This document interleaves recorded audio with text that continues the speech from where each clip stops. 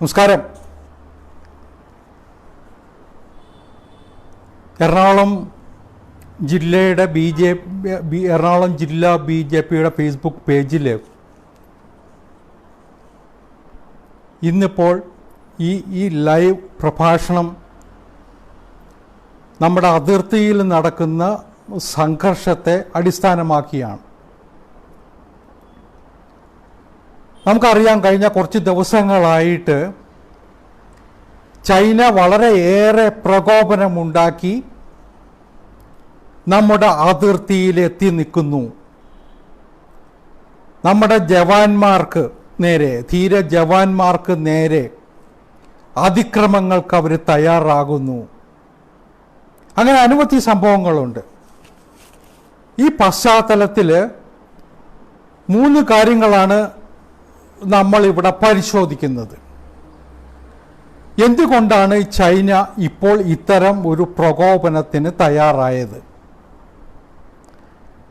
രാജ്യം, നമ്മുടെ ഇന്ത്യ ഈ വേളയിൽ എത്രത്തോളം കരുതൽ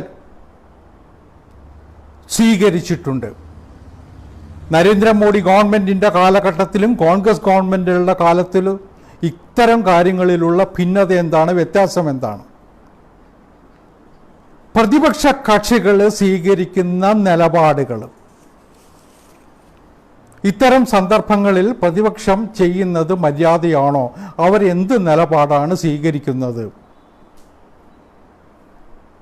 ഇതാണ് 3ാമത്തെ വിഷയം. നമുക്ക് ഓരോന്നായിട്ട് ഇക്കാര്യം പരിശോധിക്കാം. ഇന്ത്യയും ചൈനയും തമ്മിലുള്ള അതിർത്തി തർക്കങ്ങൾക്ക് വർഷങ്ങളുടെ പഴക്കമുണ്ട്, ദശാബ്ദങ്ങളുടെ പഴക്കമുണ്ട്. കഴിഞ്ഞ കുറേ നാളുകളായിട്ട് അവർ സംഘർഷത്തിന് പലപ്പോഴും മുതിർന്നിട്ടുണ്ട്. അതിർത്തി മാന്തിയെടുക്കുക, നമ്മൾ നാട്ടിൻപുറങ്ങളിൽ പറയാറുണ്ട് വേലി മാന്തുക എന്നൊക്കെ. അതുപോലെ അതിർത്തിയിൽ വന്നിട്ട് കടന്നു വരാൻ ഉള്ള കുൽസിത ശ്രമങ്ങൾ ചൈന പലപ്പോഴും മുമ്പ് നടത്തിയിട്ടുണ്ട്. ഒരു കണക്കുള്ളത് 2016 മാത്രം അവർ 271 അറ്റംപ്റ്റ്സ് നടത്തി, ശ്രമങ്ങൾ നടത്തി. 2017 അത് 415 ആയിരുന്നു. അതിർത്തി മേഖലയിലെ നമ്മുടെ സൈന്യവും ചൈനീസ് പട്ടാളവും പട്രോൾ ഡ്യൂട്ടി ചെയ്യുന്നുണ്ട്. അവർക്കിടയിലും പലപ്പോഴും ഏറ്റുമുട്ടലുകളും സംഘർഷങ്ങളും ഒക്കെ ഉണ്ടാകാറുണ്ട്. 2016 അത്തരത്തിലുള്ള 146 സംഭവങ്ങൾ ഉണ്ടായിട്ടുണ്ട്. 2017 അത് 216 ആയിരുന്നു. അപ്പോൾ ഇപ്പോൾ ഉണ്ടായിട്ടുള്ള സംഭവ വികാസം പുതിയതല്ല. കഴിഞ്ഞ കുറേ നാളുകളായിട്ട് ചൈന അനുവർത്തിച്ചു വരുന്ന അവരുടെ ഒരു നിലപാടിൻ്റെ ഭാഗമാണ്. നമ്മളിവിടെ ശ്രദ്ധിക്കേണ്ടത്, ഇത്തരം കുൽസിത നീക്കങ്ങൾ ചൈന നടത്തിയപ്പോഴൊക്കെ തന്നെ അതിനെ തടഞ്ഞു നിർത്താൻ, അവരെ നിർത്തേണ്ടിടത്ത് നിർത്താൻ നമ്മുടെ ധീര സൈനികർക്ക് കഴിഞ്ഞിട്ടുണ്ട്. അവരവരുടെ ശക്തി ഉപയോഗിച്ച് ചൈനയെ നിലയ്ക്ക് നിർത്തിയിരുന്നു എന്നതാണ് യാഥാർത്ഥ്യം. അതാണ് നരേന്ദ്രമോദി ഗവൺമെൻറ്റിൻ്റെ കാലത്തും പഴയ കോൺഗ്രസ് ഗവൺമെൻറ്റുകളുടെ കാലത്തും തമ്മിലുള്ള ഏറ്റവും പ്രധാനപ്പെട്ട വ്യത്യാസം. അതിനൊരു ഉദാഹരണമാണ് ഡോക്ലാം. നമുക്കറിയാം, ഡോക്ലാമിനെ കുറിച്ച് കൂടുതൽ വിശദീകരിക്കേണ്ടതില്ല. ചൈനയുടെയും ഭൂട്ടാൻ്റെയും ഇന്ത്യയുടെയും അതിർത്തി പങ്കിടുന്ന പ്രദേശമാണ്. അവിടെ 2017 ചൈനീസ് ആർമി കടന്നു വന്ന് സംഘർഷമുണ്ടാക്കാൻ ശ്രമം നടത്തി. നമ്മൾ പ്രതിരോധം തീർത്തു. നമ്മളിവിടെ ഒരു കാര്യം കൂടി ശ്രദ്ധിക്കേണ്ടതുണ്ട്. ഇന്ത്യ ചൈന അതിർത്തി എന്ന് പറയുന്നത് ഏതാണ്ട് 3500 കിലോമീറ്ററാണ്. ഈ 3500 കിലോമീറ്ററിൽ ഓരോ മീറ്ററിനും നമ്മൾ ജവാന്മാരെ നിർത്തിയിട്ടില്ല. ചൈനയ്ക്കും നിർത്താൻ പറ്റില്ല. അവിടെയൊക്കെ പെട്രോളിംഗ് ഉണ്ട്. നിശ്ചിത സമയത്ത് നിശ്ചിത ദിവസങ്ങളിൽ പെട്രോളിംഗ് നടത്തുന്നുണ്ട് 2 കൂട്ടരും. അപ്പോൾ രണ്ടു കൂട്ടരുടെയും നമ്മളുടെ പ്രവർത്തനം ചൈന നിരീക്ഷിക്കുന്നത് പോലെ തന്നെ ചൈനീസ് ആർമിയുടെ പ്രവർത്തനങ്ങളെ നമ്മുടെ സൈന്യവും നിരീക്ഷിക്കുന്നുണ്ട്. അതുകൊണ്ടാണ് ഡോക്ലാമിൽ അവർ പ്രശ്നമുണ്ടാക്കാൻ മുതിർന്നപ്പോൾ ഇന്ത്യൻ സൈന്യത്തിന് നെഞ്ച് നിവർത്തി നിന്ന് അതിനെ പ്രതിരോധിക്കാൻ കഴിഞ്ഞത്. അവര് കുറെ ശ്രമങ്ങൾ നടത്തി നോക്കി. അന്ന് 73 ദിവസം നീണ്ടു ആ സ്റ്റാൻഡ് ഓഫ് എന്നത് നമ്മൾ മറന്നുകൂടാ. 73 ദിവസം. അവസാനം ചൈന ഭംഗിയായിട്ട് പിന്മാറി. ഒരു ഇഞ്ച് ഭൂമി ഇന്ത്യക്ക് അവിടെ നഷ്ടപ്പെട്ടില്ല. ഇന്ത്യയുടെ ആധിപത്യം നഷ്ടപ്പെട്ടില്ല. അതാണ് ഇന്ത്യ നരേന്ദ്രമോദിക്ക് കീഴിൽ സ്വീകരിക്കുന്ന നിലപാടും സമീപനവും. വുഹാനിന് ശേഷം, ഡോക്ലാമിന് ശേഷം നമ്മുടെ പ്രധാനമന്ത്രിയും ചൈനീസ് പ്രസിഡന്റും തമ്മിൽ ചൈനയിലെ വുഹാനിൽ വെച്ച് കൂടിക്കാഴ്ച നടത്തിയിരുന്നു. അന്നൊരു ധാരണയുണ്ടാക്കി. അതിർത്തിയിൽ ഇതുപോലെ സംഘർഷം എവിടെയെങ്കിലും ഉടലെടുത്താൽ അതാത് ഭാഗത്തെ സൈനിക കമാൻഡർമാരെ ഒന്നിച്ചിരുന്ന് ചർച്ച ചെയ്ത് അതിന് പരിഹാരം കാണണം. രണ്ട് രാജ്യങ്ങളും തമ്മിലുള്ള നയതന്ത്ര ബന്ധത്തെ, വ്യാവസായിക വാണിജ്യ ബന്ധങ്ങളെ അത് അഫക്റ്റ് ചെയ്യാൻ പാടില്ല, ബാധിക്കാൻ പാടില്ല. ആ നിലപാട് നമ്മൾ ഉറച്ചു നിൽക്കുന്നു ഇപ്പോഴും. ഇപ്പോൾ കിഴക്കൻ ലഡാക്കിൽ ചൈന പ്രതിസന്ധി ഉണ്ടാക്കിയപ്പോഴും നമ്മളെടുത്ത നിലപാടെന്താ? അവിടെ ലോക്കൽ തലത്തിൽ അവിടുത്തെ ചുമതലയുള്ള കമാൻഡറും ചൈനീസ് സൈന്യത്തിൻ്റെ മേധാവിയും, ആ ഭാഗത്തെ മേധാവിയും, മേജറെങ്കിൽ മേജർ, കമാൻഡറെങ്കിൽ കമാൻഡർ, അവരൊന്നിച്ചിരുന്ന് അത് പരിഹരിക്കണമെന്നതാണ്. അങ്ങനെയാണ് ജൂൺ 6 രണ്ടു കൂട്ടരും ധാരണയിലെത്തിയത് പിരിഞ്ഞു പോകാൻ. നമ്മൾ പിരിഞ്ഞു പോന്നു. പക്ഷെ അവിടെ നമ്മുടെ അതിർത്തിയോട് ചേർന്ന് ചൈനീസ് ഭൂപ്രദേശത്തെ ഒരു ടെന്റ് കെട്ടിയിരുന്നു ചൈന. കരാർ അനുസരിച്ച് അതും പൊളിച്ചു കൊണ്ട് പോകേണ്ടതായിരുന്നു അവര്. പക്ഷെ അവരത് ചെയ്തില്ല. അത് പൊളിക്കാൻ ഇന്ത്യൻ സൈന്യം ചെല്ലുമ്പോഴാണ് അവർ വന്ന് ആക്രമിച്ചതും സംഘർഷമുണ്ടായതും. ഇന്ത്യക്ക് നമുക്കറിയാം 20 ധീര ജവാന്മാരുടെ ബലിദാനം അതുമൂലമുണ്ടായി. അവരുടെ വീരമൃത്യുവിന് രാജ്യം സാക്ഷ്യം വഹിച്ചു. പക്ഷേ നമ്മുടെ ധീര ജവാന്മാർ അതിനേക്കാൾ കൂടുതൽ ചൈനയ്ക്ക് കൊടുത്തിട്ടുണ്ട്. അവരുടെ എത്ര പേർ മരിച്ചു എന്നത് ഇനിയും അവർ പുറത്തു പറഞ്ഞിട്ടില്ല. 2 വിമാനങ്ങളിലാണ് മൃതദേഹം ചുവന്നുകൊണ്ട് പോയത് എന്നുള്ള വാർത്ത നമ്മൾ കണ്ടിരുന്നു. അതിനുശേഷം ഏതാണ്ട് 43 പേരെങ്കിലും മരിച്ചു എന്നതാണ് നമ്മുടെ ഒരു വിലയിരുത്തൽ. അതുകൊണ്ട് നമുക്ക് പരാജയമല്ല സംഭവിച്ചത് അവിടെയും. പക്ഷേ നമ്മുടെ 20 ധീര ജവാന്മാരെ നമുക്ക് നഷ്ടപ്പെട്ടു. അതൊരു തീരാ നഷ്ടം തന്നെയാണ്. നമ്മളൊക്കെ അതിൽ ദുഃഖിതരാണ്. രാജ്യം അതിൽ കണ്ണീർ വാഴ്ത്തുകയാണ്. അതുകൊണ്ടാണ് പ്രധാനമന്ത്രി പറഞ്ഞത് ആ 20 പേരുടെ ബലിദാനം വെറുതെയാവില്ല എന്ന്. മോഡിയുടെ വാക്കുകൾ അടിവരയിട്ട് നമ്മൾ കാണേണ്ടതാണ്. അതാണ് നമ്മൾ ശ്രദ്ധിക്കേണ്ട ഒരു പ്രധാനപ്പെട്ട കാര്യം. ഇവിടെ ആരും കീഴടങ്ങിയിട്ടില്ല ഇന്ത്യ. ഇപ്പോൾ കോൺഗ്രസ്സുകാരും കമ്മ്യൂണിസ്റ്റുകാരും ഒക്കെ പ്രചരിപ്പിക്കുന്നത് എന്താ? ചൈന വന്ന അതിർത്തിയിൽ നിൽക്കുന്നു. അവർ നമ്മുടെ ഭൂപ്രദേശം കൈയടക്കി എന്ന് വരെ കുപ്രചാരണം നടത്തുന്നുണ്ട്. അതിലേക്ക് ഞാൻ പിന്നീട് വരാം. നമ്മളിപ്പോൾ വിശകലനം ചെയ്യുന്നത് എന്തുകൊണ്ടാണ് ചൈന ഇത്തരത്തിൽ പെരുമാറുന്നത് എന്നതാണ്. നമുക്കറിയാം, കൊറോണയ്ക്ക് ശേഷം ചൈന ആഗോളതലത്തിൽ വല്ലാതെ ഒറ്റപ്പെട്ടു. അവർക്കൊപ്പം ഇന്നുള്ളത് നേപ്പാളും പാകിസ്ഥാനും മാത്രമാണ് എന്ന് പറഞ്ഞാൽ അതിശയിക്കാനില്ല. ലോകരാജ്യങ്ങൾ മുഴുവൻ അവർക്കെതിരാണ്. Britain, France, Germany, Italy, America, Japan, Australia, India, എല്ലാ രാജ്യങ്ങളും അവർക്കെതിരല്ലേ? G7 രാജ്യങ്ങൾ മുഴുവൻ എതിരാണ്. അപ്പോൾ ഇത്തരം ഒരു സന്ദർഭത്തിൽ ആഗോളതലത്തിലെ ഒറ്റപ്പെടൽ രാഷ്ട്രീയമായിട്ടും ചൈനയെ വല്ലാതെ ബാധിക്കുന്നു. അവരുടെ വാണിജ്യ വ്യാവസായിക താല്പര്യങ്ങളെ ബാധിക്കുന്നു. ചൈനയുടെ ടെലികോം സെക്ടറിലെ ഹുവായി എന്ന് പറയുന്ന പ്രധാനപ്പെട്ട കമ്പനി, അവർ ഈ 5G വരുന്ന സമയത്ത് ലോകം കീഴടക്കാൻ വേണ്ടി രംഗത്തിറങ്ങിയവരാണ്. അവരിന്ന് ഒരു രാജ്യത്തും ആ ടെലികോം ഇൻസ്ട്രുമെൻറ്റുമായിട്ട്, ആ ടെക്നോളജിയുമായിട്ട് പോകാൻ പറ്റാത്ത അവസ്ഥയിലേക്ക് എത്തിപ്പെട്ടിരിക്കുന്നു. അതാണ് ചൈനയുടെ ആഗോളതലത്തിലുള്ള ഒറ്റപ്പെടലിൻ്റെ കാഴ്ച. വേറൊന്ന് തിബറ്റ്, തൈവാൻ, ഹോങ്കോങ് പോലുള്ള പ്രശ്നങ്ങൾ. അവിടെയും ചൈന പ്രതിസന്ധിയിലാണ്, പ്രതിക്കൂട്ടിലാണ്.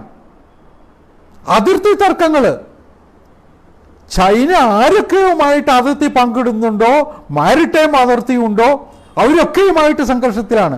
തൈവാനുമായിട്ട് പ്രശ്നമാണ്, ബ്രൂണൈ ഉണ്ട്, ജപ്പാനുണ്ട്, മലേഷ്യ ഉണ്ട്, വിയറ്റ്നാം ഉണ്ട്, ഇന്തോനേഷ്യ ഉണ്ട്. അങ്ങനെ ആരൊക്കെയുമായിട്ട് ചൈന അതിർത്തി പങ്കിടുന്നുണ്ടോ അവരൊക്കെ ആയിട്ട് അവർ പ്രശ്നത്തിലാണ്. ഇന്ത്യയുമായിട്ട് പ്രശ്നമുണ്ട്. അപ്പോൾ എല്ലാ മേഖലയിലും ചൈന ഒറ്റപ്പെടുന്ന കാഴ്ച കണ്ടു. ഈ വർഷം ചൈനയുടെ പാർട്ടി കോൺഗ്രസ് നടക്കുന്ന വർഷമാണ്. ചൈനയിൽ ഈ പ്രശ്നങ്ങൾ ചർച്ച ചെയ്യാൻ തുടങ്ങി. ജിപിങ്ങിനുള്ള പ്രത്യേകത, മാവോ സേതുങ്ങിന് ശേഷം ജീവിതാന്ത്യം വരെ പാർട്ടിയുടെ അധ്യക്ഷനാവാനും ചൈനയുടെ പ്രസിഡന്റ് ആവാനുമുള്ള അനുമതി ലഭിച്ച ആളാണ്. പക്ഷെ അദ്ദേഹത്തിനെതിരെ അവിടുത്തെ പോളിറ്റ് ബ്യൂറോയിൽ വിമർശനങ്ങൾ ഉയരുന്നത് കാണുന്നു.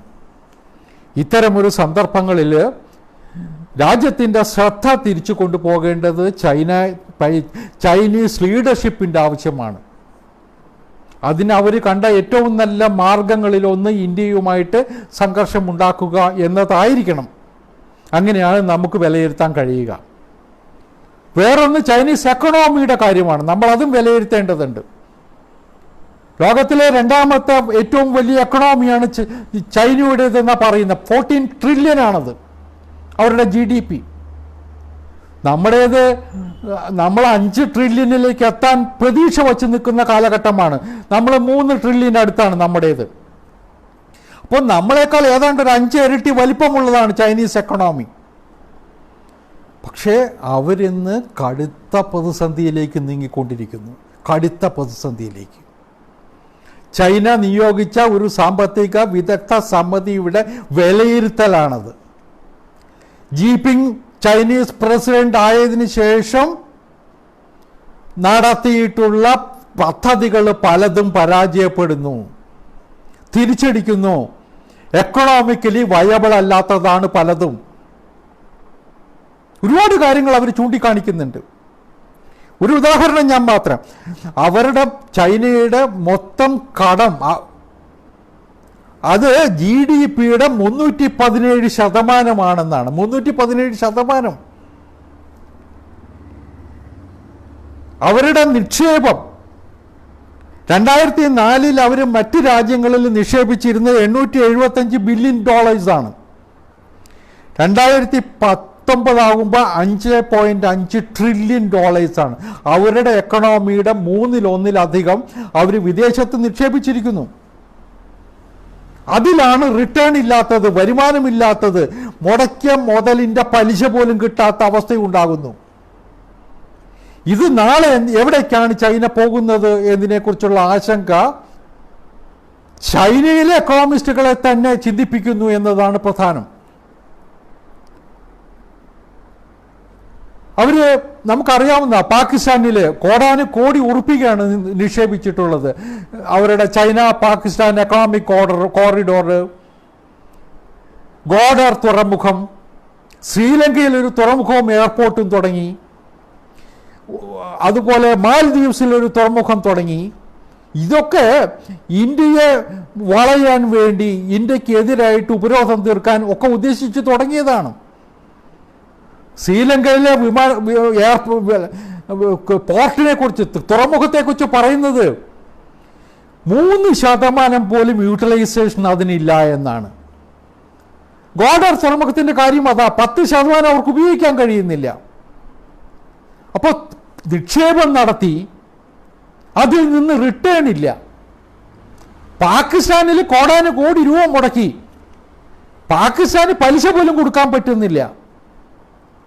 അതുകൊണ്ട് നാളെ വേണമെങ്കിൽ പാകിസ്ഥാന്റെ ഭൂപ്രദേശം ചൈനയ്ക്ക് കൈയടക്കാൻ പറ്റുമായിരിക്കും. കാരണം പാകിസ്ഥാൻ ചൈനയ്ക്ക് ജാമ്യം കൊടുത്തിട്ടുള്ളത് ലാഹോറിലെയും കറാച്ചിയിലെയും റാവൽപിണ്ടിയിലെയും ഒക്കെ എയർപോർട്ടുകൾ ഉൾപ്പെടെയാണ്. അത് വേണമെങ്കിൽ ചൈനയ്ക്ക് സ്വന്തമാക്കാം. പക്ഷെ പണം മുടക്കിയത് തിരിച്ചു വരണ്ടേ? അത് അവർക്ക് കഴിയുന്നില്ല. അത്തരം വലിയൊരു പ്രതിസന്ധി ഇന്ന് ചൈന അഭിമുഖീകരിക്കുന്നു എന്നതാണ് നമ്മൾ ശ്രദ്ധിക്കേണ്ടത്.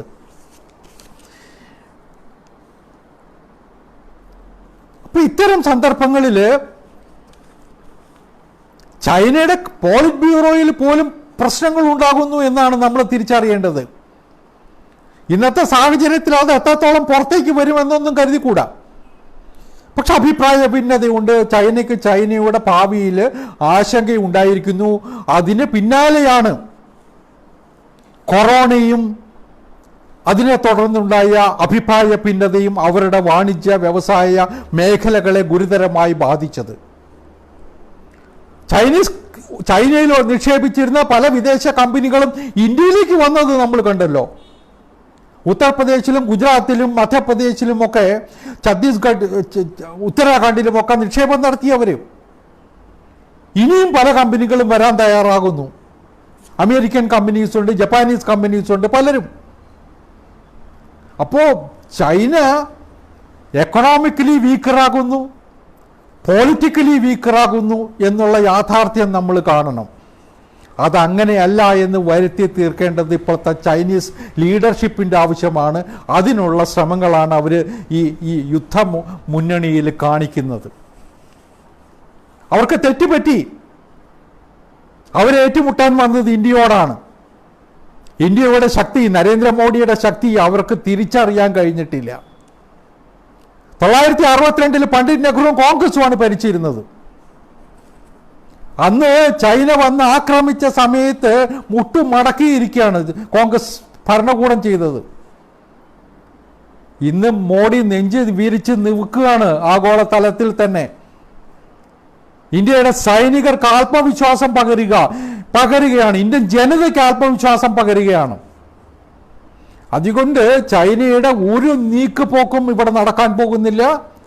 അവർക്ക് തിരിച്ചു പോകേണ്ടി വരും എന്ന കാര്യത്തിൽ എനിക്ക് സംശയമില്ല. പിന്നെ എന്തുകൊണ്ടാണ് അവർ പിന്മാറാത്തത്? സ്വാഭാവികമായ ഒരു ചോദ്യമാണ്. എന്തുകൊണ്ട് ചൈന പിന്മാറുന്നില്ല? ധാരണയിലെത്തി എന്ന് നിങ്ങൾ പറയുന്നു.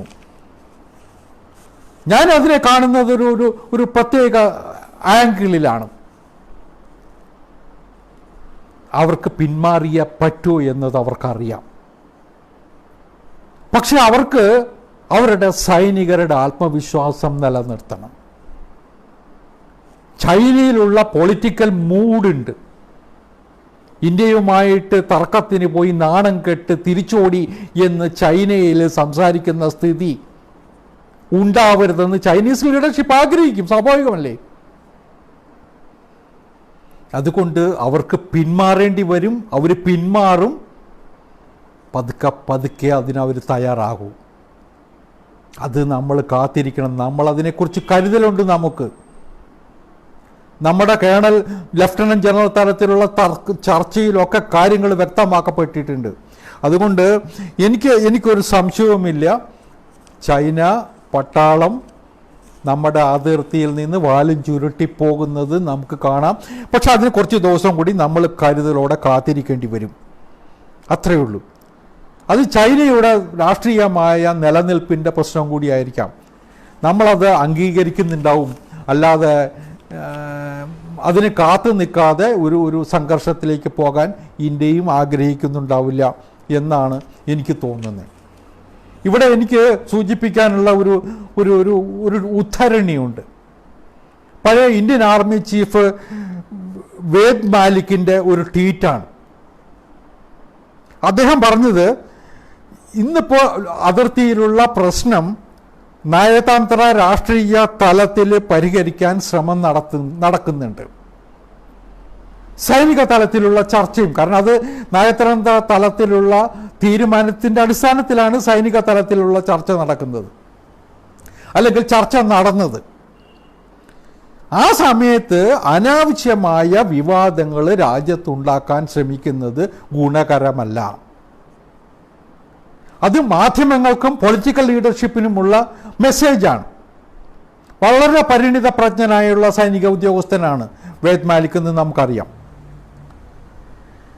അല്ലെങ്കിൽ നമ്മൾ ഇക്കാര്യത്തിൽ സംയമനം പാലിച്ചില്ലെങ്കിൽ എല്ലാം ഗുണകരമാവില്ല, സഹായകരമാവില്ല. അവസാനം അദ്ദേഹം മുൻ UN സെക്രട്ടറി ജനറൽ കോഫി അന്നനെ ഉദ്ധരിക്കുന്നുണ്ട്. ഞാൻ വായിക്കാം ആ വാക്കുകൾ. You can do a lot with diplomacy. നയതന്ത്ര തലത്തിൽ നിങ്ങൾക്ക് ഒരുപാട് കാര്യങ്ങൾ ചെയ്യാൻ പറ്റും. But of course you can do a lot more with diplomacy backed with firmness and adequate force. അതേ സമയത്ത് തന്നെ ധീരമായ നിലപാടും സൈനികരുടെ പിന്തുണയും ഉറപ്പാക്കിക്കൊണ്ട് ഇതിനേക്കാൾ നല്ല നിലയ്ക്ക് ഡിപ്ലോമാറ്റിക് തലത്തിൽ, നയതന്ത്ര തലത്തിൽ നമുക്ക് പലതും ചെയ്യാൻ കഴിയും. അതാണിപ്പോൾ ഇന്ത്യ ചെയ്തുകൊണ്ടിരിക്കുന്നത്. അതാണ് നരേന്ദ്രമോദി ഗവൺമെൻറ് ചെയ്തുകൊണ്ടിരിക്കുന്നത്. നയതന്ത്ര തലത്തിൽ ചർച്ചകൾ നടക്കും, സൈന്യം അതിൻ്റെ ഡ്യൂട്ടിയും ചെയ്യും. ഇപ്പോൾ സമ്മർദ്ദത്തിലുള്ളത് ഇന്ത്യയല്ല, അതാണ് നമ്മൾ തിരിച്ചറിയേണ്ടത്, ചൈനയാണ്. ചൈനയ്ക്ക് പിന്മാറിയേ പറ്റൂ. ആ പിന്മാറാനുള്ള സമയം അവരെടുക്കുന്നു എന്ന് വിചാരിച്ചാൽ മതി. അത്രേ ഇപ്പോൾ ചിന്തിക്കാനുള്ളൂ. ചൈന ഇപ്പോഴും പറയുന്ന ഒരു പ്രശ്നമുണ്ട്. നമ്മൾ അതിർത്തിയിൽ റോഡുകൾ നിർമ്മിക്കുന്നു, പാലങ്ങൾ നിർമ്മിക്കുന്നു, എയർ സ്ട്രിപ്പുകൾ ഉണ്ടാക്കുന്നു.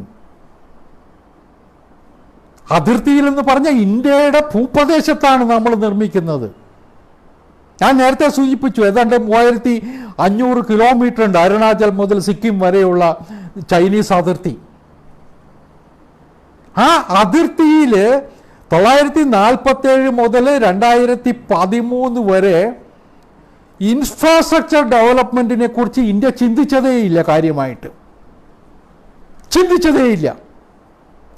അപ്പുറത്ത് ചൈന അവർക്കാവശ്യമുള്ള റോഡുകൾ നിർമ്മിച്ചു, വിമാനത്താവളങ്ങൾ ഉണ്ടാക്കി, സൈനികർക്ക് ക്യാമ്പ് ചെയ്യാനുള്ള സൗകര്യങ്ങൾ ഉണ്ടാക്കി. 2013 സെപ്റ്റംബറിലാണെന്ന് എൻ്റെ ഓർമ്മ. അന്ന് പ്രതിരോധ മന്ത്രിയായിരുന്ന AK ആന്റണി പാർലമെന്റിൽ നൽകിയ ഒരു മറുപടിയുണ്ട്, ചോദ്യത്തിനുള്ള മറുപടിയാണ്. അന്ന് ആന്റണി പറഞ്ഞു, ഞാൻ നേരത്തെ സൂചിപ്പിച്ചതുപോലെ 2 കാര്യങ്ങളാണ്. ഒന്ന്, നമ്മൾ 947 മുതൽ ഇൻഫ്രാസ്ട്രക്ചർ ഡെവലപ്മെന്റിനെ കുറിച്ച് ചിന്തിച്ചതേയില്ല. ഇപ്പോഴാണ് നമ്മൾ പതുക്കെ തുടങ്ങുന്നത് 2013. വേറൊന്ന് അദ്ദേഹം പറഞ്ഞത്, അതിർത്തി സംബന്ധിച്ച് നമ്മളൊരു നിലപാടെടുത്തില്ല. കോൺഗ്രസ് ഗവൺമെന്റുകളുടെ സമീപനം അതിർത്തി അതിർത്തി പ്രശ്നം പരിഹരിക്കാൻ പോയാൽ സംഘർഷമുണ്ടാകും, അതുകൊണ്ട് തൽക്കാലം അതിൽ ഇടപെടേണ്ട, അതങ്ങനെ കിടക്കട്ടെ എന്നതായിരുന്നു. അതാണ് ഇന്ത്യയെ ഈ അവസ്ഥയിൽ എത്തിച്ചത്. അതിർത്തി തർക്കം അവിടെ കിടക്കട്ടെ. ആ അതിർത്തിക്കുള്ളിൽ സൈനികർക്ക് യാത്ര ചെയ്യാനുള്ള മിനിമം സൗകര്യം ഉണ്ടാക്കിയിരുന്നെങ്കിൽ നമ്മൾ ഇത്രയും പ്രതിസന്ധിയിലാകുമായിരുന്നില്ല. ആ സ്ഥിതിയിലേക്ക് കോൺഗ്രസ് എത്തിയത്, UPA എത്തിയത് 2013 ഞാൻ സൂചിപ്പിച്ചത് 2010 മുതൽ 2014 വരെ UPA ഗവൺമെന്റ് ഈ അതിർത്തിയിലെ പ്രവർത്തനത്തിനായി മാറ്റിവെച്ചത് 4000 കോടി രൂപയാണ്. 18-19 മോഡി ഗവൺമെന്റ് മാറ്റിവെച്ചത് 5400 കോടിയാണ്. 19-20 അത് 8000 കോടിയായി, 20-21 10,000 കോടിയായി. ഇന്നിപ്പോൾ അതിർത്തിയിൽ ഞാൻ പറഞ്ഞാൽ അരുണാചലം മുതൽ സിക്കിം വരെയുള്ള ഭൂപ്രദേശത്ത് ഏതാണ്ട് 75% റോഡുകളുടെ നിർമ്മാണം നടത്തി കഴിഞ്ഞു. അതിൽ 60% മോട്ടോറബിൾ റോഡാണ്, വാഹനങ്ങൾ ഓടിക്കാവുന്ന റോഡാണ്, ടാറിട്ട റോഡാണ്. ബാക്കി 30% മോട്ടോറബിൾ റോഡാണ്, ടാറിടാത്ത റോഡാണ്. ബാക്കി കൂടിയുണ്ട്. അതിന് പുറമെ ഒരു 50-60 ചെറിയ ബൈലൈൻസ് ഉണ്ട്, ചെറിയ ഇന്റർ കണക്ടിവിറ്റി ഉള്ള റോഡുകൾ. ഇതെല്ലാം പൂർത്തിയാക്കേണ്ടത് ഹെലിപ്പാഡുകൾ, എയർ സ്ട്രിപ്പുകൾ, ആർമി ജവാന്മാർക്ക് താമസിക്കാനുള്ള സൗകര്യങ്ങൾ, ഇതൊക്കെ പൂർത്തിയാക്കേണ്ടത് നമ്മുടെ പ്ലാൻ അനുസരിച്ച് 2022 ഇപ്പം മോഡി ഗവൺമെൻറ് കൊടുത്ത നിർദ്ദേശം അത് ഈ വർഷം പൂർത്തിയാക്കണമെന്നാണ്, 2020 പൂർത്തിയാക്കണമെന്നാണ്. അതിനു വേണ്ടിയിട്ട് അദ്ദേഹം പറഞ്ഞത് 40,000 തൊഴിലാളികളുടെ സേവനം ആവശ്യമാണ്. 40,000 തൊഴിലാളികളുടെ ഛത്തീസ്ഗഡിൽ നിന്നും ജാർഖണ്ഡിൽ നിന്നും മലയോര മേഖലകളിൽ പ്രവർത്തിച്ച് ശീലമുള്ള തൊഴിലാളികളാണ് അവിടെ ഈ ജോലിക്ക് വരുന്നത്. അവർക്ക് പ്രത്യേക അലവൻസ് കൊടുത്ത്, അവർക്ക് സുരക്ഷ പ്രദാനം ചെയ്ത്, അവർക്ക് ഇൻഷുറൻസ് പ്രദാനം ചെയ്ത് ഇന്ന് അവരെ കൊണ്ടുവന്നിരിക്കുന്നു. അതിൽ ആദ്യത്തെ ബാച്ച് 1600-1700 പേര് അതിർത്തിയിലേക്ക് എത്തുന്ന ദിവസമാണ് ചൈനീസ് പട്ടാളം സംഘർഷമുണ്ടാക്കിയത് എന്നതും കൂടി നമ്മൾ ശ്രദ്ധിക്കണം. ചൈനയുടെ ഇന്നത്തെ പ്രധാനപ്പെട്ട ആവശ്യം, അവർ ഏത് ചർച്ചയിലും പറയുന്നത്, ഇന്ത്യ ഇൻഫ്രാസ്ട്രക്ചർ നിർമ്മാണം നിർത്തിവെക്കണം, പ്രവർത്തനങ്ങൾ നിർത്തിവെക്കണമെന്നാണ്. ഇന്ത്യയുടെ ഭൂപ്രദേശത്ത് ഇന്ത്യ റോഡ് നിർമ്മിക്കുന്നതിൽ ചൈനയ്ക്ക് എന്താ പ്രശ്നം? എൻ്റെ വീട്ടിൽ ഞാൻ വീട് നന്നാക്കുന്നുണ്ടെങ്കിൽ അയൽക്കാരന് പ്രശ്നമുണ്ടോ? ചൈനയുടെ വാദഗതി ബാലിശമാണ്. അത് നമ്മൾ തള്ളി നമ്മൾ ഈ വർഷം റോഡ് പണി മുഴുവൻ പൂർത്തിയാക്കാൻ തീരുമാനിച്ചിരിക്കുന്നു. അതാണ് മോഡി ഗവൺമെൻറ്റിൻ്റെ ചങ്കുറപ്പ്.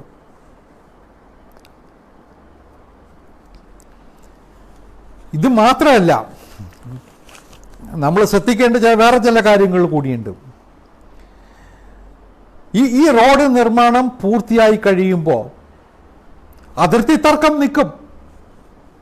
അത് പരിഹരിക്കാൻ ചൈനയുമായിട്ട് ചർച്ചകളിലൂടെ പരിഹരിക്കാനുള്ള ഒരു സംവിധാനമുണ്ട്. രണ്ട് രാജ്യങ്ങളുടെയും ദേശീയ സുരക്ഷാ ഉപദേഷ്ടാക്കൾ ഉൾപ്പെട്ട ഒരു സമിതിയാണ്. പലവട്ടം യോഗം ചേർന്നെങ്കിലും എവിടെയും എത്തിയിട്ടില്ല. പക്ഷേ ഈ റോഡ് നിർമ്മിച്ചു കഴിഞ്ഞാൽ അതിൻ്റെ ഒരു പ്രത്യേകത നമ്മൾ ശ്രദ്ധിക്കേണ്ടത്, ചൈനയ്ക്ക് അതിന് ഇപ്പുറത്തേക്ക് കാലെടുത്ത് വയ്ക്കാൻ ഒരിക്കലും കഴിയില്ല. ചൈനയെ അലട്ടുന്നത് അത് തന്നെയാണ്. അവരുടെ ഈ മാന്തൽ ശീലമുണ്ടല്ലോ, അത് അവിടെ സ്റ്റോപ്പാകും.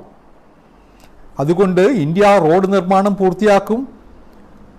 നമ്മുടെ സുരക്ഷാ ദൃഷ്ടിയിൽ അതൊരു പ്രധാനപ്പെട്ട നാഴികക്കല്ലാണ്. അതിൻ്റെ പണികൾ 2020 പൂർത്തിയായില്ലെങ്കിൽ 2021 ആദ്യം തീർക്കും എന്ന കാര്യത്തിൽ ഒരു പണത്തിൻ്റെ പ്രശ്നമില്ല. ബോർഡർ റോഡ്സ് ഓർഗനൈസേഷനാണ് അതിന് മേൽനോട്ടം വഹിക്കുന്നത്, നിർവഹിക്കുന്നത്. അവർക്ക് കൊടുത്തിട്ടുള്ള ഇൻസ്ട്രക്ഷൻ, അവർക്ക് കഴിയില്ലെങ്കിൽ ആ വർക്ക് ഔട്ട്സോഴ്സ് ചെയ്തോളൂ എന്നാണ്. ഞാനൊരു ഉദാഹരണം പറയാം. ധർച്ചുല മുതൽ ലിപുലേക്ക് വരെ ഒരു റോഡ് നിർമ്മിച്ചു. അന്ന് മുതലാണ് പ്രശ്നം തുടങ്ങിയത്. ചൈനീസ് അതിർത്തിയിൽ 4 കിലോമീറ്റർ ഇപ്പുറത്ത് വരെ പോകുന്നതാണ് ആ റോഡ്. 15 കൊല്ലം മുമ്പ് പ്ലാൻ ചെയ്തതാണ്. അത് 3 വർഷം കൊണ്ട് ഇപ്പോൾ നമ്മൾ പൂർത്തിയാക്കിയത് എൽ&ടി ഉപയോഗിച്ചിട്ടാണ്. അതുപോലെ ഇന്ത്യയിലെ പ്രധാനപ്പെട്ട നിർമ്മാണ കമ്പനികളെ മുഴുവൻ അതിർത്തിയിലെ നിർമ്മാണ പ്രവർത്തനങ്ങളുമായി ബന്ധപ്പെടുത്തി ഉപയോഗിക്കാൻ ഗവൺമെൻറ് തീരുമാനിച്ചിരിക്കുന്നു.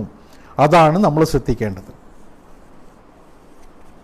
ഇത്തരമൊരു സന്ദർഭത്തിൽ രാജ്യം ഒറ്റക്കെട്ടായിട്ട് നിൽക്കണ്ടേ? നമ്മൾ ചൈനയ്ക്ക് എന്ത് മെസ്സേജാണ് കൊടുക്കണ്ടേ? ഇന്ത്യ ഒറ്റക്കെട്ടാണെന്നല്ലേ? ഇവിടുത്തെ ജാതിക്കും മതത്തിനും അതീതമായി, രാഷ്ട്രീയത്തിന് അതീതമായി ജനങ്ങൾ ഒറ്റക്കെട്ടായിട്ട് നിൽക്കുന്നു എന്നൊരു ബോധം നൽകണ്ടേ? മിനിമം നമ്മുടെ സൈനികർക്കെങ്കിലും അത് ആത്മവിശ്വാസം പകരില്ലേ? പക്ഷെ കോൺഗ്രസ്സുകാരെന്താ ചെയ്യുന്നേ? 1962 യുദ്ധത്തിൻ്റെ സമയത്ത് കമ്മ്യൂണിസ്റ്റുകാർ, അന്ന് ഒരു കമ്മ്യൂണിസ്റ്റ് പാർട്ടിയേ ഉള്ളൂ, കമ്മ്യൂണിസ്റ്റുകാർ അന്നെടുത്ത നിലപാടെന്തായിരുന്നു? ചൈനയ്ക്കൊപ്പമായിരുന്നു. നെഹ്റു അന്ന് ഇന്ത്യയിലെ അങ്ങോളം ഇങ്ങോളമുള്ള എല്ലാ കമ്മ്യൂണിസ്റ്റുകാരെയും പിടിച്ച് ജയിലിലടച്ചു, ദേശവിരുദ്ധരെന്ന് മുദ്ര കുത്തിക്കൊണ്ട്. കേരളത്തിലെ കമ്മ്യൂണിസ്റ്റുകാരും ജയിലിലായിരുന്നു അന്ന് പലരും, EMS അടക്കം. ഇന്നിപ്പോ അന്ന് കമ്മ്യൂണിസ്റ്റുകാർ ചെയ്തതിൻ്റെ 10 മടങ്ങ് ദേശവിരുദ്ധമായ നിലപാടുകളാണ് പല പ്രതിപക്ഷ നേതാക്കന്മാരും സ്വീകരിക്കുന്നത്, പാർട്ടികളും സ്വീകരിക്കുന്നത്. ആർക്ക് വേണ്ടിയിട്ടാണത്? നരേന്ദ്രമോദിയെ ആക്രമിക്കാൻ അവർക്ക് കഴിയില്ല. ഇവരുടെ പേക്കൂത്ത് കൊണ്ട് ഞെട്ടിത്തരിച്ച് നിൽക്കുന്ന ഒരാളല്ല മോഡി. അപ്പോൾ അവർ ലക്ഷ്യമിടുന്നത് ആരെയായിരിക്കും? നമ്മുടെ സൈനികർക്ക് നേരെയാണ് അവർ വിരൽ ചൂണ്ടുന്നത്. അവർ ലക്ഷ്യമിടുന്നത് നമ്മുടെ സൈനികർക്ക് നേരെയാണ്. അതിർത്തിയിലെ സംഘർഷത്തിന്റെ പേര് പറഞ്ഞ് വിമർശനം ഉന്നയിക്കുന്നത്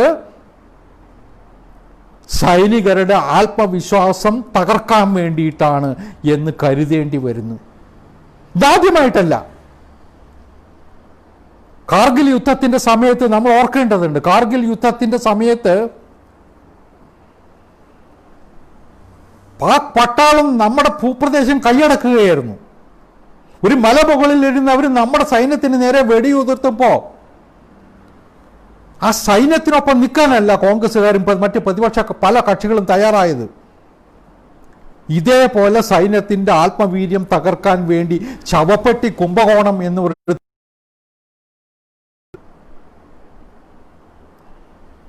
യുദ്ധഭൂമിയിൽ മരിച്ചു വീഴുന്ന വീരമൃത്യു വരിച്ച സൈനികരുടെ മൃതദേഹം നാട്ടിലെത്തിക്കാൻ വേണ്ടി വാങ്ങിയ ശവപ്പെട്ടിയുടെ കാര്യത്തിൽ അഴിമതി ഉണ്ടെന്ന് വരെ പറയാൻ ലജ്ജയില്ലാത്ത കോൺഗ്രസ്സുകാരന്ന് തയ്യാറായി. നാണം കേട്ട വർഗം. അവസാനം UPA ഗവൺമെന്റിന്റെ കാലത്ത് അതിനെക്കുറിച്ച് അന്വേഷണം നടത്തി. മുഴുവൻ പെർഫെക്റ്റ് ആയിരുന്നു ആ ഡീൽ എന്ന വാജ്പേയി സർക്കാരിന്റെ കാലത്താണ്. 1 രൂപയുടെ അഴിമതി ഉണ്ടാവില്ല എന്ന് നമുക്കൊക്കെ അറിയാമായിരുന്നു. പക്ഷെ അന്ന് സൈനിക മേധാവികളെ തകർക്കാൻ, അവരുടെ മനസ്സ് തകർക്കാനായിരുന്നു കോൺഗ്രസ്സുകാരുടെ ശ്രമം. ആർക്ക് വേണ്ടിയിട്ടായിരുന്നു അത്? യുദ്ധമുന്നണിയിൽ നിൽക്കുമ്പോൾ സൈനികന്റെ ആത്മവിശ്വാസം തകർക്കുന്നത് പ്രതിയോഗിക്ക് വേണ്ടിയിട്ടല്ലേ, ശത്രുരാജ്യത്തിന് വേണ്ടിയിട്ടല്ലേ? അതാണ് ഇപ്പോഴും കോൺഗ്രസ്സുകാർ ചെയ്യുന്നത്. വിവാദ പ്രസ്താവനകൾ ദിവസവും പുറപ്പെടുവിക്കുന്നു. ഓരോരോ എക്സ്പേർട്സിനെ കൊണ്ടുവരുന്നു. അവരൊക്കെ കോൺഗ്രസ്സുകാരുടെയും കമ്മ്യൂണിസ്റ്റുകാരുടെയും പേടി ദല്ലാളന്മാരാണ്. ചില മാധ്യമപ്രവർത്തകരുണ്ട് ആ കൂട്ടത്തിൽ, കള്ളക്കഥകൾ ചമച്ചു വിട്ട് ചില സാറ്റലൈറ്റ് പിക്ചേഴ്സ് എടുത്തിട്ട് അതിൽ വ്യക്തതയില്ല. ആ സാറ്റലൈറ്റ് പിക്ചർ വച്ചിട്ട് ചൈന ഇന്നടത്തറ എത്തി എന്നൊക്കെ വാർത്തകൾ സൃഷ്ടിക്കുക. ഇപ്പുറത്ത് നമ്മുടെ വിദഗ്ധന്മാരുണ്ട്, ഇന്ത്യയെ സ്നേഹിക്കുന്നവർ.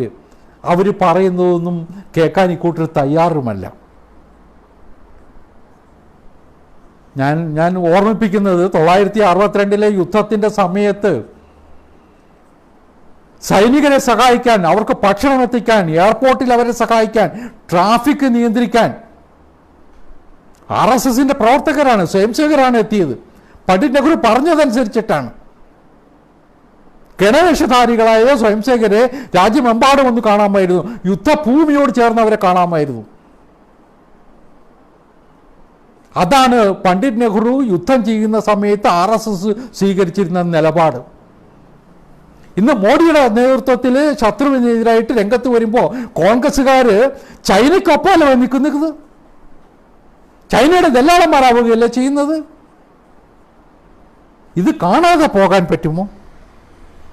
ഞാനതാ പറഞ്ഞത്, 62 കമ്മ്യൂണിസ്റ്റുകാർ ചെയ്തത് എന്താണോ അതിനേക്കാൾ ഭീകരമായ ദേശവിരുദ്ധമായ നിലപാടുകളാണ് രാഹുൽ ഗാന്ധിയും പരിവാരവും കോൺഗ്രസ് പാർട്ടിയും സ്വീകരിക്കുന്നത് എന്ന്. എന്തുകൊണ്ടായിരിക്കാം അവരത് അത്തരത്തിലൊരു നിലപാട് സ്വീകരിച്ചത്? പണ്ട് മുതലേ ഈ കൂട്ടരുടെ നിലപാടുകളെ കുറിച്ചൊക്കെ സംശയം ഉയർന്നിട്ടുണ്ട്. അതിനിടയ്ക്കാണ് 2008 ബീജിംഗ് ഒളിമ്പിക്സിന്റെ സമയത്ത് സോണിയാഗാന്ധിയും മക്കളും കൂടി പോയിരുന്നു. അന്ന് ബീജിംഗിൽ രാഷ്ട്രത്തലവന്മാരെയാണ് ചൈന ക്ഷണിച്ചിരുന്നത്. ഇന്ത്യയിൽ നിന്ന് മാത്രം സോണിയയും മക്കളെയുമാണ് ക്ഷണിച്ചത്. രാഹുൽ ഗാന്ധിയും പ്രിയങ്കയുമാണ് കൂടെ പോയത്. അവിടെ വച്ചിട്ടൊരു ധാരണാപത്രമുണ്ടാക്കി. കോൺഗ്രസ് പാർട്ടിയും ചൈനീസ് കമ്മ്യൂണിസ്റ്റ് പാർട്ടിയും തമ്മിൽ ധാരണാപത്രം. അതിൽ ഒപ്പുവെച്ചത്, കോൺഗ്രസ് പാർട്ടിക്ക് വേണ്ടി ഒപ്പുവെച്ചത് രാഹുൽ ഗാന്ധിയാണ്, ചൈനയ്ക്ക് വേണ്ടി അവരുടെ നേതാവും. അത് ഒപ്പുവയ്ക്കുന്ന ഫോട്ടോ ഇന്നിപ്പോൾ സമൂഹ മാധ്യമങ്ങളിലൊക്കെ വന്നിട്ടുണ്ട്, ചാനലുകൾ മുഴുവൻ വന്നിട്ടുണ്ട്. ജിപിങ്ങും സോണിയാഗാന്ധിയും അതിന് സാക്ഷ്യം വഹിക്കുന്നത്. എന്തായിരുന്നു ആ ധാരണാപത്രം? ചൈനയ്ക്ക് എന്ത് സഹായം ചെയ്യാമെന്നാണ് കോൺഗ്രസ് ഏറ്റത്? ചൈനയിൽ നിന്ന് പകരം ഇവരെന്താണ് നേടിയത്? കോൺഗ്രസ് രാജ്യം ഭരിക്കുന്ന സമയത്താണ് എന്ന് ഓർക്കുക. ചൈനയ്ക്ക് എന്ത് രഹസ്യമാണ് ഇവർ ചോർത്തി കൊടുത്തിട്ടുണ്ടാവുക? പറയാൻ വയ്യ, പലർക്കും അറിയില്ലായിരുന്നു. പക്ഷെ ഇന്നിപ്പോൾ രാജ്യത്തിന് അതിനെക്കുറിച്ചൊരു ആശങ്കയും സംശയവുമില്ല. കാരണം രാജീവ് ഗാന്ധി ഫൗണ്ടേഷന്റെ ഓഡിറ്റർ റിപ്പോർട്ട് ആദായ നികുതി അധികൃതർക്ക് കൊടുത്തിട്ടുണ്ട്. രാജീവ് ഗാന്ധി ഫൗണ്ടേഷൻ എന്ന് പറഞ്ഞാൽ സോണിയാഗാന്ധി ചെയർപേഴ്സൺ ആയിട്ടുള്ള ട്രസ്റ്റാണ്. സോണിയയുടെ 2 മക്കൾ അതിലുണ്ട്. മൻമോഹൻ സിംഗും ചിദംബരവും അടക്കമുള്ള മുതിർന്ന കോൺഗ്രസ് നേതാക്കന്മാരാണ് ബാക്കി ട്രസ്റ്റിമാർ. അവർക്ക് 2006 ചൈനീസ് എംബസിയിൽ നിന്ന് 90 ലക്ഷം രൂപ കിട്ടി. വിദേശ നാണ്യ നിയന്ത്രണ നിയമമനുസരിച്ചുള്ള റിട്ടേൺ ആണ് കൊടുത്തിട്ടുള്ളത്, കണക്കിൽ കാണിച്ചിട്ടുണ്ടെന്നർത്ഥം. ചൈനീസ് എംബസി കോൺഗ്രസ് പാർട്ടിയുടെ തലപ്പത്തുള്ള കുടുംബത്തിൻ്റെ ആധിപത്യത്തിലുള്ള ട്രസ്റ്റിന് 90 ലക്ഷം കൊടുത്തത് എന്തിനു വേണ്ടിയിട്ടായിരിക്കും? പുണ്യം കിട്ടാനല്ലല്ലോ. കമ്മ്യൂണിസ്റ്റുകാർ അത് ചെയ്യില്ല. പുണ്യം കിട്ടാൻ 1 രൂപ അവർ മുടക്കിയിട്ടുണ്ടെങ്കിൽ 4 രൂപ അവർ വാങ്ങിയിട്ടുണ്ടാവും. അന്ന് വാങ്ങിയ കാശിൻ്റെ അതിനുള്ള പകരമാണ് ഇപ്പോൾ അവർ ഈ ദേശവിരുദ്ധമായ പ്രോ ചൈനീസ് നിലപാടെടുക്കുന്നത് എന്ന് പറഞ്ഞാൽ കുറ്റപ്പെടുത്താൻ പറ്റുമോ? അതല്ലേ അവർ ചെയ്യുന്നത്? നമ്മൾ ഓർക്കേണ്ടതുണ്ട്. ഡോക്ലാമിൽ ഞാൻ നേരത്തെ സൂചിപ്പിച്ചല്ലോ, ഡോക്ലാമിലെ സംഘർഷം. ഇന്ത്യയുടെയും ചൈനയുടെയും സൈനികരും മുഖാമുഖം നിൽക്കുന്ന സമയത്ത് ഒരു രാത്രിയിൽ തലയിൽ മൂണ്ടിട്ട് ഒരാൾ ചൈനീസ് എംബസിയിൽ പോയി, രാഹുൽ ഗാന്ധി. ആരും അറിയിച്ചില്ല. പക്ഷെ ചൈനീസ് എംബസിയുടെ വെബ്സൈറ്റിൽ വന്നു രാഹുൽ വിസിറ്റഡ് ചൈനീസ് എംബസി രാത്രി എന്ന്. അത് മാധ്യമങ്ങൾ വാർത്തയാക്കി. കോൺഗ്രസ്സുകാരത് നിഷേധിച്ചു, രാഹുൽ ഗാന്ധി അത് നിഷേധിച്ചു, താൻ പോയില്ല എന്ന്. പക്ഷെ ചൈനയ്ക്ക് അവസാനം സ്ഥിരീകരിക്കേണ്ടി വന്നു. ഇന്ത്യയും ചൈനയും തമ്മിൽ യുദ്ധമുന്നണിയിൽ നിൽക്കുന്ന സമയത്ത് ചൈനീസ് എംബസിയിൽ പോയി എന്ത് രഹസ്യ ചർച്ചയാണ് രാഹുൽ ഗാന്ധിക്ക് നടത്താനുണ്ടായിരുന്നത്? 2006 കിട്ടിയ 90 ലക്ഷത്തിൻ്റെ പ്രതിഫലം നൽകലാണോ അത്? സംശയം എന്നിലും നാട്ടുകാരിലും ഉണ്ടായാൽ കുറ്റപ്പെടുത്താൻ പറ്റുമോ? അതാണ് കോൺഗ്രസ്സുകാരുടെ അവസ്ഥ. ഈ രാജ്യത്തെ ഒറ്റുകൊടുത്ത് ശത്രുരാജ്യത്തിനൊപ്പം നിൽക്കുന്നു അവരെ എങ്ങനെ ഇന്ത്യക്ക് വിശ്വസിക്കാൻ പറ്റും എന്ന് ഞാൻ ചോദിക്കുന്നില്ല. പക്ഷെ ആരെങ്കിലും മനസ്സിൽ കരുതിയാൽ കുറ്റപ്പെടുത്താൻ പറ്റുമോ? ഇന്നിപ്പോൾ രാഹുൽ ഗാന്ധി ചോദിക്കുന്നത് അതിർത്തിയിൽ നിങ്ങൾ എന്താ ചെയ്യാൻ പോകുന്നതെന്ന് പറയണമെന്നാണ്. ഓൾ പാർട്ടി മീറ്റിംഗ് വിളിച്ചു നരേന്ദ്രമോദി, വിശദീകരിക്കാവുന്നതൊക്കെ അവിടെ പറഞ്ഞു. ഗവൺമെന്റ് എടുത്ത നിലപാടെന്താ? ക്യാബിനറ്റ് കമ്മിറ്റി ഓൺ സെക്യൂരിറ്റി കൂടിയിട്ട് അതിർത്തിയിൽ എന്ത് നടപടി ആവശ്യമാണെങ്കിലും സ്വീകരിക്കാൻ ഡിഫൻസ് ഫോഴ്സസിന്, നമ്മുടെ പ്രതിരോധ സൈന്യത്തിന് മുഴുവൻ അനുമതി കൊടുത്തു. ഇനി അവരാണ് ചെയ്യേണ്ടത്. അതെന്ത് ചെയ്യണമെന്ന് വിളിച്ചു കൂവിയിട്ടല്ല. ചൈനയിൽ നിന്ന് 90 ലക്ഷം വാങ്ങി ചൈനയുടെ ദല്ലാൽ പണി നടത്തുന്നവരെ അറിയിച്ചുകൊണ്ട് അത് ചെയ്യാനും പറ്റുമോ? അതാണ് നമ്മൾ ശ്രദ്ധിക്കേണ്ടത്. രാഹുൽ ഗാന്ധി ഇന്ന് ഉന്നയിക്കുന്ന ഓരോ ആക്ഷേപത്തിലും ഓരോ പ്രസ്താവനയിലും ഓരോ ദുരൂഹതയുണ്ട്. അത് രാജ്യം കാണണം, തിരിച്ചറിയണം എന്നതേ എനിക്കിവിടെ ഓർമ്മിപ്പിക്കാനുള്ളൂ. വേറൊന്ന് നമ്മളിവിടെ ഓർക്കേണ്ടത്, ഇത് നരേന്ദ്രമോദിയാണ് ഭരിക്കുന്നത്. നമ്മുടെ സൈന്യത്തിന് നേരെ ഒരു കല്ല് വലിച്ചെറിഞ്ഞാൽ തിരിച്ചടിക്കും. അതിനുള്ള സ്വാതന്ത്ര്യം UPA കാലത്ത് സൈനികർക്ക് ഉണ്ടായിരുന്നില്ല. അവരുടെ കൈയും കാലും കെട്ടിയിരിക്കുകയായിരുന്നു. മോഡി വന്നതിന് ശേഷം എന്താ പറഞ്ഞത്? നിങ്ങൾക്കെതിരായിട്ടൊരു നീക്കമുണ്ടായാൽ, രാജ്യത്തിനെതിരായിട്ട് നീക്കമുണ്ടായാൽ തിരിച്ചടിക്കാനുള്ള സ്വാതന്ത്ര്യം ആർമിക്കുണ്ട്, സുരക്ഷാ സേനകൾക്കുണ്ട്. അവരതിന്ന് ചെയ്യുന്നുണ്ട്. ജമ്മു കാശ്മീരിൽ നമ്മളിന്ന് കാണുന്നില്ലേ? ഭീകരന്മാരെ നാട് കടത്തിയത് നമ്മൾ കണ്ടില്ലേ? മാത്രമല്ല, കോൺഗ്രസ്സുകാർ ഓർക്കേണ്ടതുണ്ട്, മുംബൈ ഭീകരാക്രമണം ഉണ്ടായപ്പോൾ പിന്നീട് നമ്മുടെ അതിർത്തിയിൽ നമ്മുടെ ഒരു ജവാന്റെ തലയറുത്ത ഭീകരമായ സംഭവമുണ്ടായി, ദുഃഖകരമായ സംഭവമുണ്ടായി. ഇന്ത്യയുടെ ചരിത്രത്തിൽ ഉണ്ടായിട്ടില്ല അതുപോലെ. തലയറുത്ത് മാറ്റിയിട്ട് ശിരസില്ലാത്ത മൃതദേഹം കൊണ്ടുപോയി അതിർത്തിയിൽ ഇടുക ചെയ്ത് പാകിസ്ഥാൻ. നമ്മുടെ സൈനികരുടെ മൊറലിനെ വല്ലാതെ ബാധിച്ച പ്രശ്നമായിരുന്നു. അന്ന് നമ്മുടെ സൈനിക മേധാവികൾ മൻമോഹൻ സിംഗിനോട്, അന്നത്തെ പ്രതിരോധ മന്ത്രി ആന്റണിയോടും പറഞ്ഞു, നമ്മൾ തിരിച്ചടിക്കണം, പ്രതികരിക്കണം, അല്ലെങ്കിൽ അത് നമുക്ക് ബുദ്ധിമുട്ടുണ്ടാക്കും. പക്ഷെ ദൗർഭാഗ്യവശാൽ അവർ തയ്യാറായില്ല. അത് പ്രശ്നമുണ്ടാക്കും എന്ന് പറഞ്ഞ് ആ ചർച്ച തന്നെ ഉപേക്ഷിച്ചു. അതാണ് കോൺഗ്രസിൻ്റെ പാരമ്പര്യം.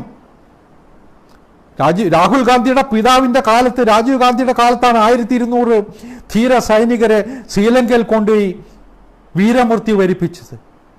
IPKF പേരിൽ ശ്രീലങ്കയിലേക്ക് അയച്ചിട്ട് അവിടെ വച്ച് മരണമടഞ്ഞ, വീരമൃത്യു വരിച്ച ഇന്ത്യൻ സൈനികരുടെ എണ്ണം 1200ഓളമാണ്.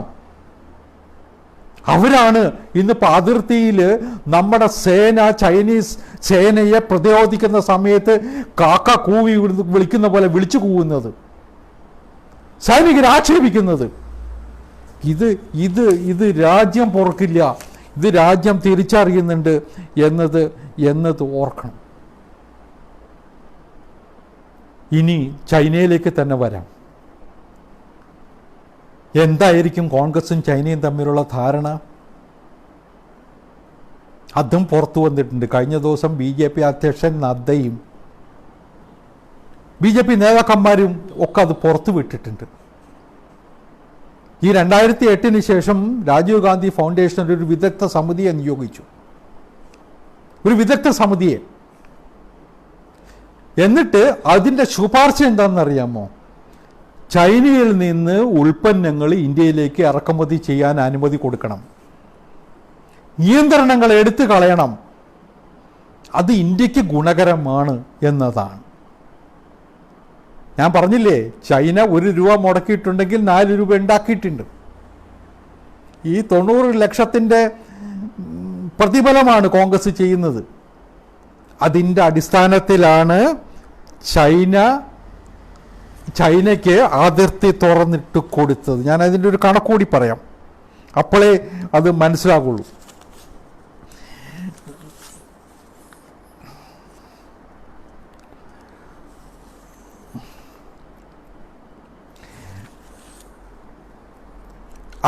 അതിനുശേഷമാണ് വിദേശത്ത് നിന്ന് ചൈനയിൽ നിന്ന് ആവശ്യത്തിനും അനാവശ്യത്തിനും ചൈനീസ് ഉൽപ്പന്നങ്ങൾ ഇന്ത്യയിലേക്ക് എത്താൻ തുടങ്ങിയത്. അത് ഇന്ത്യൻ എക്കണോമിയെ എത്രത്തോളം ബാധിച്ചു എന്നത് ഞാൻ പറഞ്ഞ് മനസ്സിലാക്കേണ്ട ആവശ്യമില്ല. പക്ഷേ രാജീവ് ഗാന്ധി ഫൗണ്ടേഷൻ്റെ ശുപാർശ അത് അതിർത്തി തുറന്നു കൊടുക്കണം, കച്ചവടത്തിന് അവരെ അനുവദിക്കണം എന്നതായിരുന്നു. അതിൻ്റെ പരിണിത ഫലമാണ് നമ്മൾ ഇന്ന് അനുഭവിക്കുന്നത് എന്നതാണ് ഞാൻ സൂചിപ്പിച്ചത്. ഇവരെ എങ്ങനെ നമുക്ക് വിശ്വസിക്കാൻ പറ്റും? എങ്ങനെ നമുക്ക് ഇവരെ വിശ്വാസത്തിലെടുക്കാൻ പറ്റും? അത് രാജ്യം നേരിടുന്ന ഒരു വലിയ പ്രശ്നം തന്നെയാണ്. ചൈനയുമായിട്ടുള്ള ട്രേഡ് ഡെഫിസിറ്റിൻ്റെ ഒരു കണക്കുണ്ട്. ഞാനൊരു കണക്ക് മാത്രം പറയാം. 2003-04 $1.1 ബില്യനായിരുന്നു. അത് ഡോളറാണ്. 2010-11 അത് $29 ബില്യൺ ഡോളറായിരുന്നു. 13-14 അത് $36.2 ബില്യൺ ഡോളറായി. 14-15 UPA സ്ഥാനമൊഴിയുമ്പോൾ അത് $48.4 ബില്യനായി. അതായത് 2004 1.1 ബില്യൺ ആയിരുന്നത് 48.4 ബില്യൺ, 50 ഇരട്ടി ഏതാണ്ട്. 10 വർഷം കൊണ്ട് ചൈനയ്ക്ക് കോൺഗ്രസ്സുകാർ ചെയ്തു കൊടുത്ത സേവനമാണ്. RCEP കരാറിനെ കുറിച്ച് നമ്മൾ കേട്ടിട്ടില്ലേ? അത് ഒപ്പിടാനും ഏകദേശ ധാരണ ഇവരുണ്ടാക്കി. പക്ഷേ ഇന്ത്യയിലെ പ്രതിഷേധം കാരണം അതിൽ നിന്ന് അവസാനം പിന്മാറുകയുണ്ടായത്. ഇതാണ് കോൺഗ്രസ്സുകാർ ചെയ്തിരുന്നത് ചൈനയ്ക്ക് വേണ്ടിയിട്ട്. ഇവരെങ്ങനെ വിശ്വസിക്കും? 1962 നമുക്കറിയാം, 47 പാക് അധീന കാശ്മീർ പാകിസ്ഥാന് സമ്മാനിച്ചത് നെഹ്റുവാണ്.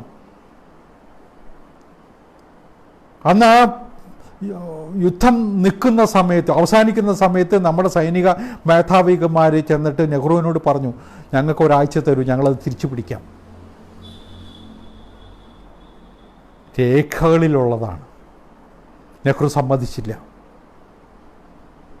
അന്ന് ഒരാഴ്ച സൈന്യത്തിന് കൊടുത്തിരുന്നെങ്കിൽ ഈ POK എന്ന് പറഞ്ഞ പ്രശ്നം ഉണ്ടാകുമായിരുന്നില്ല. 1962 38,000 ചതുരശ്ര കിലോമീറ്റർ ഭൂപ്രദേശമാണ് ചൈനയ്ക്ക് കൊടുത്തത്. അതും നെഹ്റുവാണ്. അന്ന് ഏറ്റവും രസം എന്ന് വെച്ചാൽ VK കൃഷ്ണമേനോനാണ് പ്രതിരോധ മന്ത്രി. നെഹ്റുവും കൃഷ്ണമേനോനും കൂടി അന്ന് യുദ്ധത്തിന് മുന്നണിയിൽ നിന്ന് നേതൃത്വം നൽകാൻ ഒരു BL കൗൾ എന്ന് പറയുന്ന ഒരാളെ, കമാൻഡറെ, ഒരു ലഫ്റ്റനന്റ് ജനറലെ ചുമതലപ്പെടുത്തി. ജീവിതത്തിൽ ഇന്നേ വരെ യുദ്ധം ചെയ്യാത്ത ഒരാൾ. അതിർത്തിയിൽ പോരാട്ടം നടക്കുമ്പോൾ ഇദ്ദേഹം ഡൽഹിയിൽ സുഖമില്ലെന്ന് കഴിഞ്ഞാൽ സ്വന്തം വീട്ടിൽ കിടന്ന് ഉറങ്ങുകയായിരുന്നു. അതാണ് കോൺഗ്രസ്സുകാരുടെ യുദ്ധ പാരമ്പര്യം. 1963 5180 ചതുരശ്ര കിലോമീറ്റർ ഭൂമിയും കൂടി പാക് അധീന കാശ്മീരിൽപ്പെട്ട ഭൂമി പാകിസ്ഥാൻ ചൈനയ്ക്ക് കൊടുത്തു. അങ്ങനെ ഏതാണ്ട് 44,000 ചതുരശ്ര കിലോമീറ്ററാണ് ഇന്ന് ചൈന കൈവശം വച്ചിരിക്കുന്നത്. ഇത് മുഴുവൻ അവർക്ക് സമ്മാനിച്ച കോൺഗ്രസ്സുകാരാണ് ഇപ്പോൾ അതിർത്തിയിലൊരു സംഘർഷം ഉണ്ടാകുമ്പം മോഡിക്കെതിരെ ഉറഞ്ഞു തുള്ളാൻ നോക്കുന്നത്. വേറൊരു കാര്യം കൂടി ഇതിൻ്റെ കൂട്ടത്തിൽ ഓർമ്മിപ്പിക്കേണ്ടതുണ്ട്.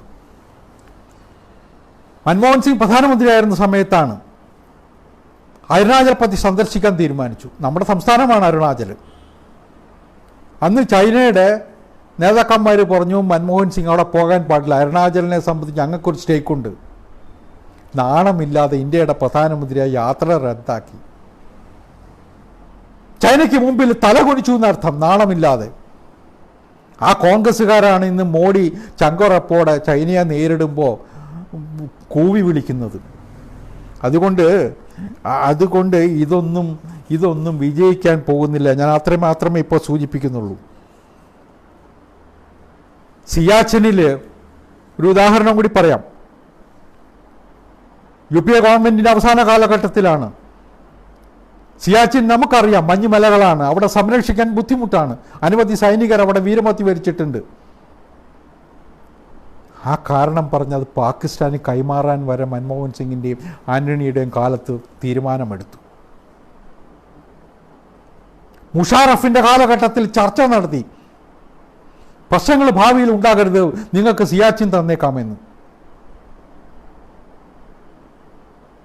അവസാനം ക്യാബിനറ്റ് കമ്മിറ്റി ഓൺ സെക്യൂരിറ്റീസിൽ വരുമ്പോൾ അന്നത്തെ സുരക്ഷാ ഉപദേഷ്ടാവ് പറഞ്ഞു, ആലോചിച്ച് തീരുമാനിക്കണം, ഇതിൻ്റെ രാഷ്ട്രീയ പ്രത്യാഘാതം ഗുരുതരമായിരിക്കും എന്ന് പറഞ്ഞപ്പോൾ അവർ പിന്മാറി. അന്നത്തെ വിദേശകാര്യ സെക്രട്ടറി ശ്യാം സരൺ തൻ്റെ പുസ്തകത്തിൽ, റിട്ടയർ ചെയ്ത ശേഷം എഴുതിയ പുസ്തകത്തിൽ അത് വിശദീകരിക്കുന്നുണ്ട്. അദ്ദേഹം പറയുന്നത് എല്ലാം ധാരണയിലെത്തിയതാണ്. പക്ഷെ അവസാനം ക്യാബിനറ്റ് കമ്മിറ്റി ഓൺ സെക്യൂരിറ്റി വരുമ്പോൾ എല്ലാവരും എതിരായി. അടുത്ത ദിവസങ്ങളിൽ നമ്മുടെ ദേശീയ ഇംഗ്ലീഷ് ചാനലുകളിൽ വന്നിട്ട് അന്നത്തെ സൈനിക മേധാവി JJ സിംഗ് ഇക്കാര്യം തുറന്നു പറഞ്ഞിട്ടുമുണ്ട്. അതുമാത്രമല്ല, അന്നത്തെ വിദേശകാര്യമന്ത്രി, പാകിസ്ഥാനിലെ വിദേശകാര്യമന്ത്രി കസൂരിയുടെ ഒരു പുസ്തകത്തിൽ ഇക്കാര്യം പറയുന്നുണ്ട്. അപ്പോൾ പ്രശ്നം തീർക്കാൻ വേണ്ടി ഇന്ത്യയുടെ ഭൂമി ചൈനയ്ക്ക്, പാകിസ്ഥാന് കൊടുക്കാൻ തയ്യാറായ വർഗമാണ് ഇവർ. ഇവരാണ് അതിർത്തി സംരക്ഷിക്കുന്നതിനെക്കുറിച്ച് ഇന്ന് വിലപിക്കുന്നത്. നമുക്ക് പുച്ഛമല്ലേ ഇവരെക്കുറിച്ച് തോന്നുള്ളൂ. ഇതാണ് കോൺഗ്രസ്, ഇതാണ് പ്രതിപക്ഷം. ഒരു സംശയവും വേണ്ട, ഇന്ത്യ 1 ഇഞ്ച് ഭൂമി ഒരാൾക്കും കൊടുക്കില്ല. നരേന്ദ്രമോദിയാണ് നമ്മുടെ പ്രധാനമന്ത്രി. നരേന്ദ്രമോദിയാണ് നമ്മുടെ നായകൻ. ഇന്ത്യയുടെ സുരക്ഷാ സൈന്യം ലോകോത്തരമാണ്. ഏത് ശത്രുവിനെയും വെല്ലാൻ നേരിടാൻ തക്ക ആർജവമുള്ളവരാണ്. അതുകൊണ്ട് നമുക്ക് അഭിമാനിക്കാം. ഇന്ത്യയിലെ ഓരോ പൗരനും ഈ സമയത്ത് നമ്മുടെ ജവാന്മാർക്കൊപ്പം നിൽക്കണം, രാജ്യത്തിനൊപ്പം നിൽക്കണം, ഇന്ത്യയുടെ പ്രധാനമന്ത്രിക്കൊപ്പം നിൽക്കണം. അതാണ് വേണ്ടത്. അത്രയേ അഭ്യർത്ഥിക്കുന്നുള്ളൂ. നമസ്കാരം. വന്ദേ മാതരം.